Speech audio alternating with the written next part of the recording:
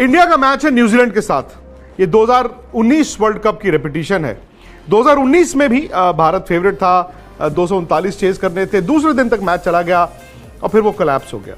लेकिन 2019 सेमीफाइनल और आज के सेमीफाइनल में क्या टीम इंडिया न्यूजीलैंड को सेमीफाइनल में हरा पाएगी या न्यूजीलैंड फिर से 2019 का इतिहास दोहराएगी और टीम इंडिया को सेमीफाइनल में फिर से हराएगी? विक्रांत गुप्ता के साथ सुनिए खास बातचीत। पाकिस्तान की टीम किसके भरोसे आई थी वर्ल्ड कप खेलने के लिए? विक्रांत गुप्ता की जारी है खास बातचीत, सुनिए पूरी खबर। मेरे लिहाज से बहुत फर्क है। एक तो ये कि इंडियन कंडीशंस है, वहां पर गेंद सीम कर रहा था। दूसरा, इस टीम में कॉन्फिडेंस है। तीसरा, इस टीम को देखकर बाकी टीमों में हवा है।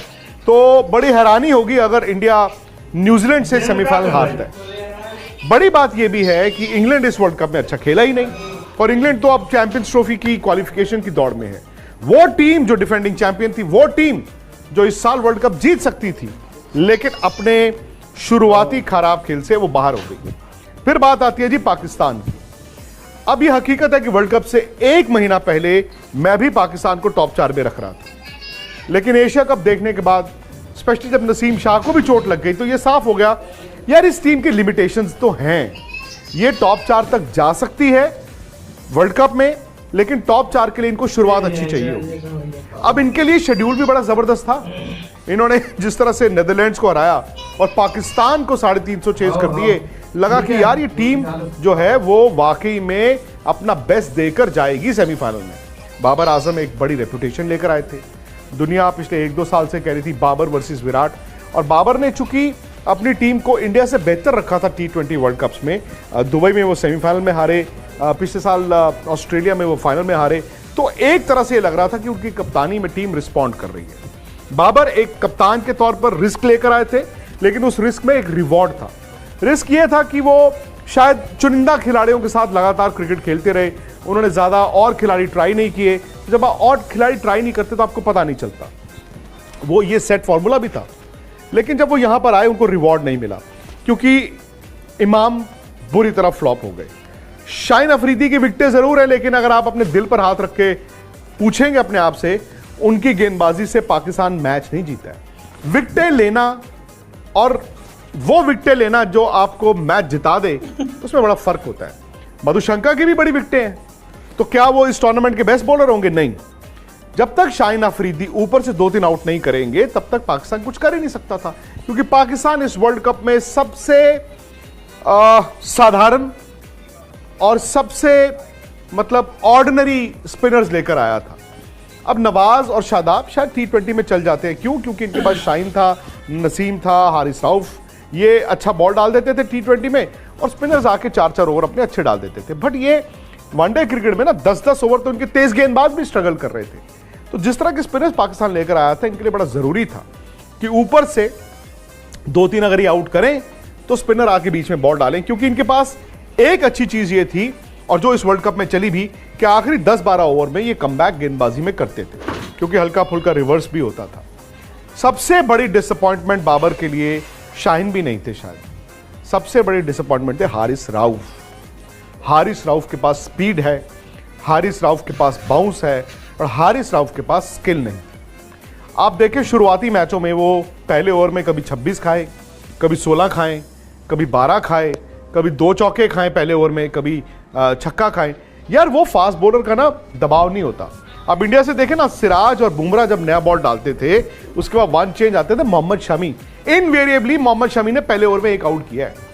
तो अगर आप ऊपर से नई बॉल के साथ पिटते ही रहोगे, तो फिर तो भाई वो खुला दरवाजा है, और उसके बाद रनों को कोई रोक नहीं सकता। तो गेंदबाजी पाकिस्तान की हमेशा ताकत थी। इस बार सबसे साधारण गेंदबाजी पाकिस्तान की, इवन फास्ट बॉलर्स।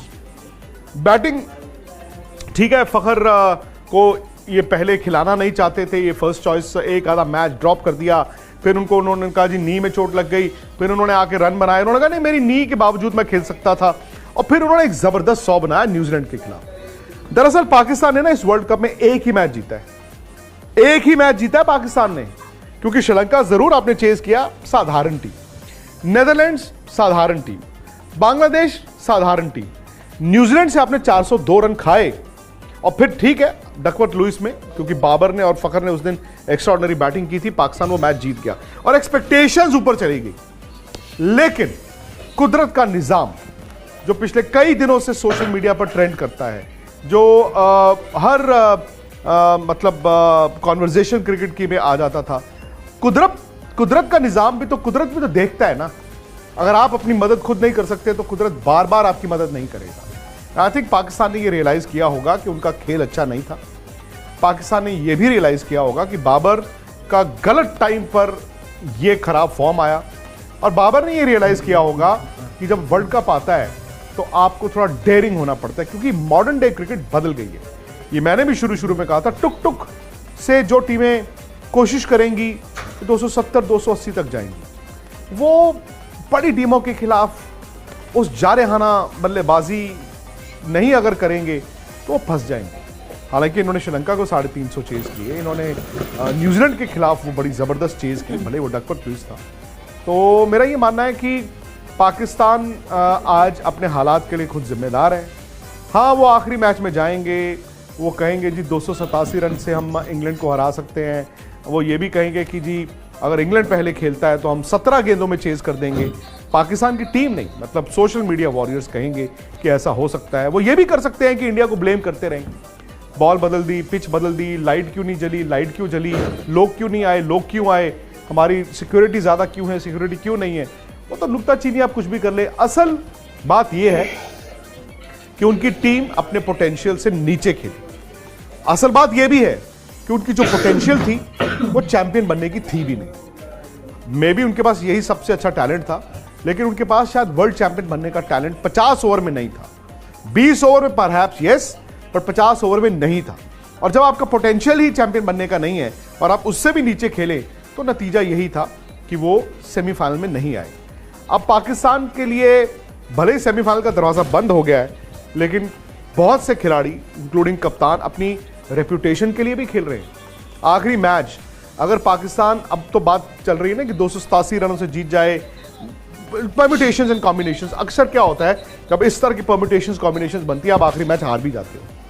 तो पाकिस्तान को खेलना है जी अपनी जीत के लिए, भले ही वो मैच इनकॉन्सिक्वेंशियल है।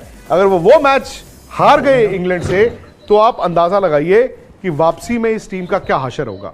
वहां पर तो लोग ऑलरेडी तैयार बैठे हैं। उन्होंने तो अभी टूर्नामेंट शुरू ही हुआ था कि पाकिस्तान के खिलाड़ियों को तोप के आगे फेंक दिया था। वो तो वहां पे क्रिकेट बोर्ड हो या कुछ फॉर्मर क्रिकेटर्स हो या सोशल मीडिया हो या मीडिया हो, वो तो ऑलरेडी तैयार बैठे हैं। वो तो इनको कच्चा चबा जाएंगे प्लेयरों को, ये बिना जाने कि शायद उनके पास यही टैलेंट अवेलेबल है। तो अगर पाकिस्तान इंग्लैंड से हार गया तो उनके लिए आने वाला वक्त अच्छा नहीं होगा। अब इंग्लैंड, सब एज्यूम कर रहे हैं कि इंग्लैंड जो है वो जी हार जाएगा, वो 287 रनों से हार जाएगा। बट इंग्लैंड ने भले इस वर्ल्ड कप में सबसे खराब और घटिया क्रिकेट खेली है, अभी उन्होंने नीदरलैंड्स को हराया है। और इंग्लैंड ये भी जानता है कि चैंपियंस ट्रॉफी क्वालिफिकेशन है। इंग्लैंड की जो लड़ाई है वो इंग्लैंड से है। आई थिंक इंग्लैंड की लड़ाई पाकिस्तान से नहीं है, इंग्लैंड की लड़ाई खुद से है। क्या जॉस बटलर, बेन स्टोक्स, ये खिलाड़ी जो रूट इकट्ठे हो सकते हैं? मैच से 1 घंटा पहले अपने आप को कह सकते हैं कि चलो यार अगले 8 घंटे अपना बेस्ट देते हैं, let us enjoy our game. ऐसे में फिर इंग्लैंड बड़ा डेंजरस होगा। अब बड़ा सवाल ये आ जाता है ना कि ऑस्ट्रेलिया वर्सेस साउथ अफ्रीका 16 तारीख कोलकाता, जबरदस्त सेमीफाइनल, और इंडिया वर्सेस न्यूजीलैंड मुंबई 15 तारीख को, जबरदस्त सेमीफाइनल। लेकिन अगर आप मुझसे पूछें, मैं 2019 का रिपीट शायद एक्सपेक्ट नहीं करता। इस इंडियन टीम से सबको डर भी लग रहा है, और ये इंडियन टीम ना अभी तक जो हमने देखा है, अगेन लीग फेज है, नॉकआउट्स में कुछ भी हो सकता है, बट द फैक्ट इज कि इस बार इंडिया की टीम बेटर प्रिपेयर्ड